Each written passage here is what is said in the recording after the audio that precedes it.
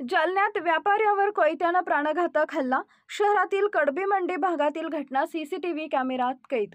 अलीकडच्या काळात जालन्यात कायदा व सुव्यवस्था ढासळत चालली असून गुन्हेगारावर वचक बसवण्यास जालना पोलीस दल कुठंतरी कमी पडत आहे.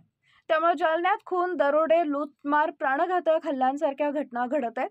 नुकतीच एक शहरातील कडबी मंडी घटना घडलेली आहे. भर दिवसा दुकानात घुसून पैशासाठी व्यापाऱ्यावर कोयत्यानं हल्ला चढवल्याची घटना घडली आहे. जालना शहरातील कडबी मंडी भागात राहणारा हरकाराम चेलाराम चौधरी यांची खुशी इमिटेशन्स नावाचे ज्वेलरीचं दुकान आहे. या दुकानात अज्ञात 4 तरुणांनी प्रवेश केला. यातील एका तरुणाकडे एक धारदार कोयताही होता. यावेळी अज्ञात तरुणांनी पैसे मागत व्यापाऱ्याला कोयता मारून जखमी केले. हा संपूर्ण प्रकार सीसीटीव्ही कॅमेऱ्यात कैद झाला असून या प्रकरणी अज्ञात 4 तरुणांविरोधात सदर बाजार पोलीस ठाण्यात गुन्हा दाखल करण्यात आलाय.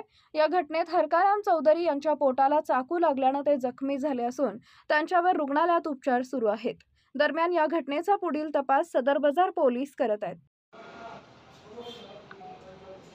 सर, व्यापाऱ्याला काही कोयत्याने मारहाण वगैरे केली, असं काही सीसी फुटेज वगैरे व्हायरल झालेत. काय घटना आहे, काय याच्या संदर्भात कारवाई झाली? दिनांक 16/3/25ला एक तक्रार दाखल झालेली आहे. फिर्यादीनामे हरकाराम चेलाराम चौधरी वय 31 वर्ष यांनी तक्रार दिलेली आहे की ते दुकानात असताना एक इसम त्यांच्याकडे आला आणि त्यांना बाहेर बोलवलं आणि ते बाहेर न गेल्यानं दुसरा इसम आला आणि त्याने कोयत्यानं त्यांना जखमी केलेला आहे आणि जीव मारण्याच्या उद्देशाने जखमी केलेला आहे. त्याप्रमाणे आपण गुन्हे दाखल केलेला आहे आणि यातील जो आरोपी आहे निशिकांत नाटेकर यास ताब्यात घेऊन पुढील प्रक्रिया चालू आहे.